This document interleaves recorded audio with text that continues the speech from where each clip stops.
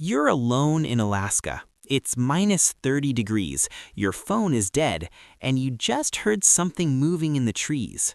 What do you do first?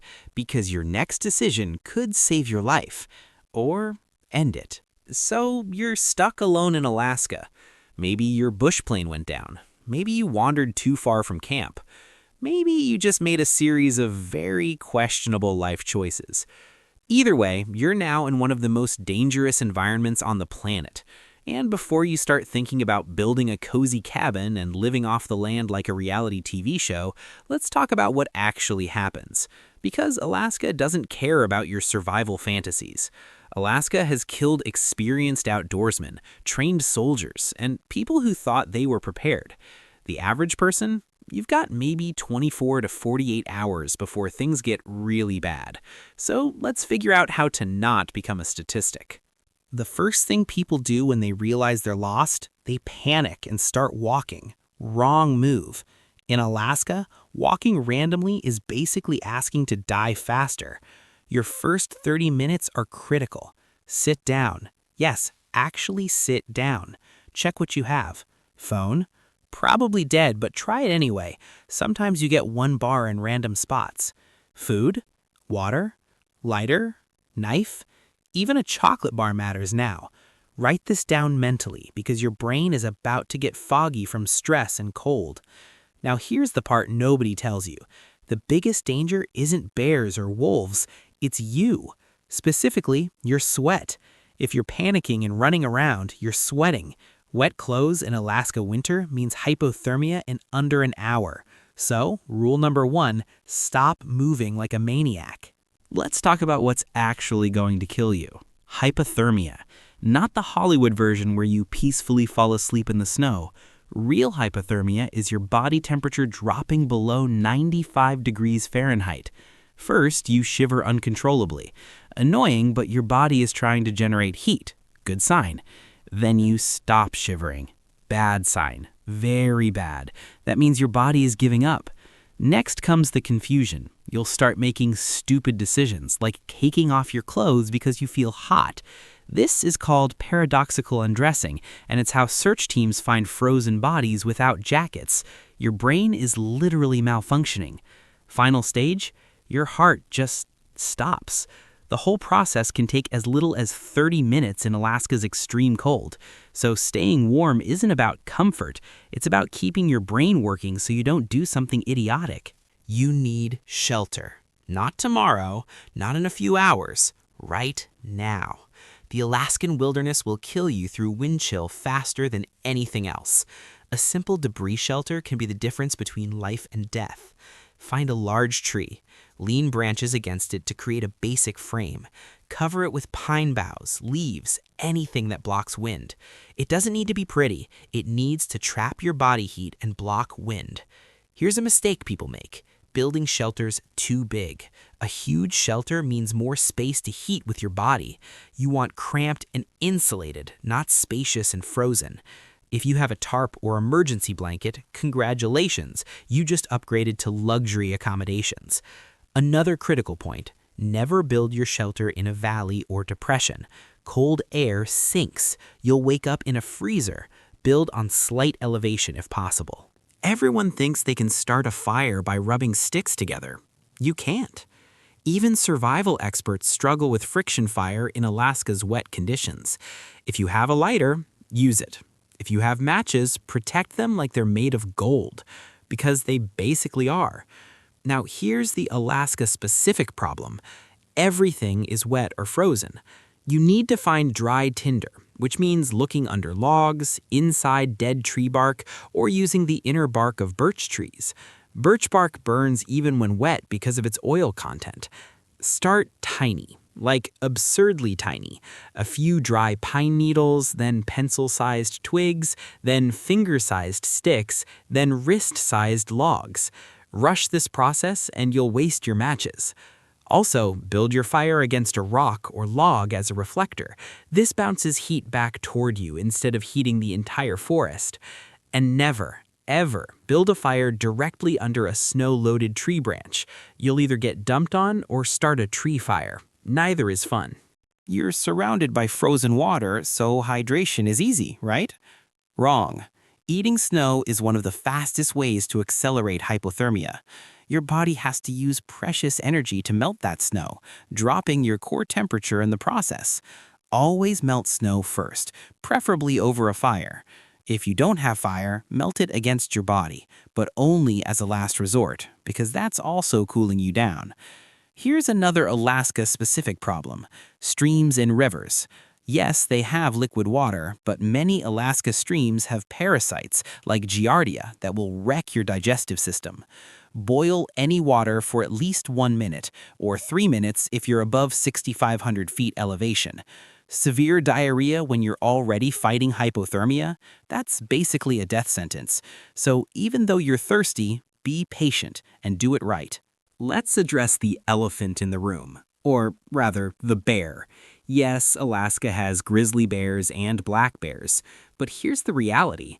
Bears mostly avoid humans, especially in winter when they're hibernating. Your bigger worry? Moose. Moose kill more people in Alaska than bears. They're aggressive, territorial, and can stomp you into paste. If you see a moose, back away slowly. Never get between a mother and her calf. Wolves? Extremely rare attacks on humans. They'll avoid you. The actual most dangerous animal in summer Alaska? Mosquitoes. Not joking. The swarms are so intense they can cause respiratory problems and drive animals insane. But you're dealing with winter, so you're safe from the tiny vampires. Bottom line with wildlife: make noise when you walk, don't surprise animals, and never approach anything with antlers or claws. Common sense goes a long way. Here's something that surprises people. Food is your lowest priority. You can survive 3 weeks without eating. You cannot survive 3 hours without shelter in Alaska winter. So stop thinking about hunting rabbits and focus on not freezing. That said, if you're stuck for days, you'll need calories. Alaska has options: fish in streams if they're not frozen, small game like squirrels, edible plants in summer like fireweed and blueberries. Winter? Your options shrink dramatically. Ice fishing is possible if you know where to look and have tools. But here's the catch: hunting and fishing require energy. If you're spending more calories trying to catch food than the food provides, you're accelerating your death. This is why many lost people die with food nearby. They exhausted themselves trying to get it.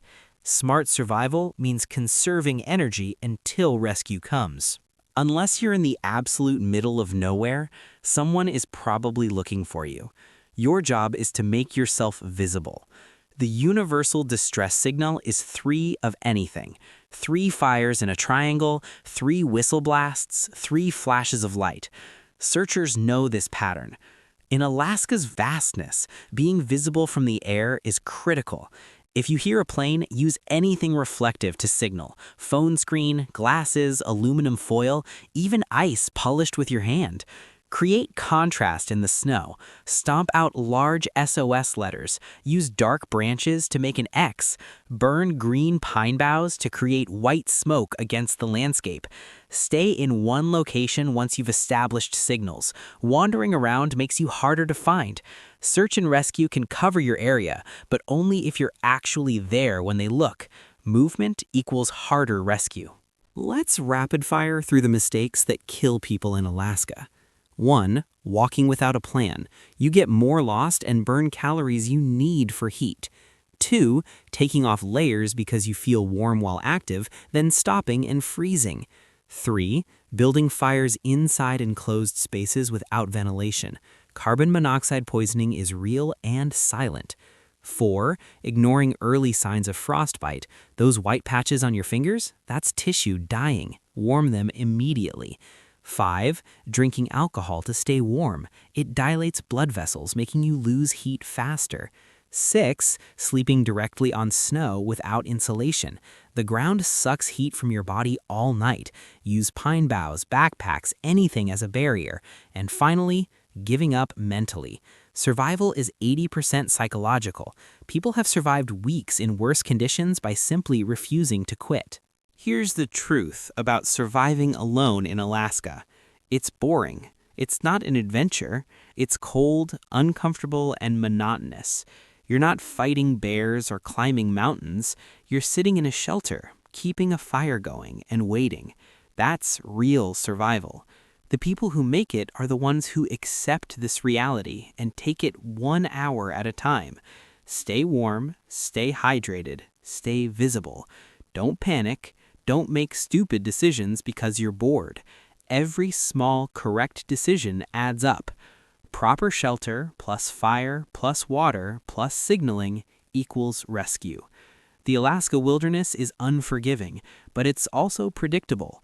Follow the rules, respect the environment, and give search and rescue time to find you. Because they will look. Alaska has one of the best search and rescue operations in the world. Your job is just to stay alive long enough for them to reach you. So what if you were stuck alone in Alaska?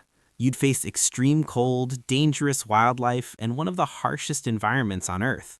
But with the right knowledge, you'd have a fighting chance. Prioritize shelter and warmth over everything else. Understand that hypothermia is your real enemy. Don't waste energy on food until basic survival is secure. Signal constantly and stay in one location. And most importantly, keep your brain working by staying warm and hydrated.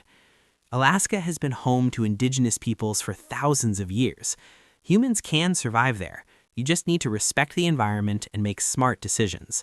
Now you know what to do. Hopefully, you'll never need this information, but if you do, you're way more prepared than most people. Stay safe out there. If you learned something new today, hit that like button. Drop a comment below telling me what survival topic you want next, and subscribe so you're ready for whatever situation life throws at you. See you in the next one.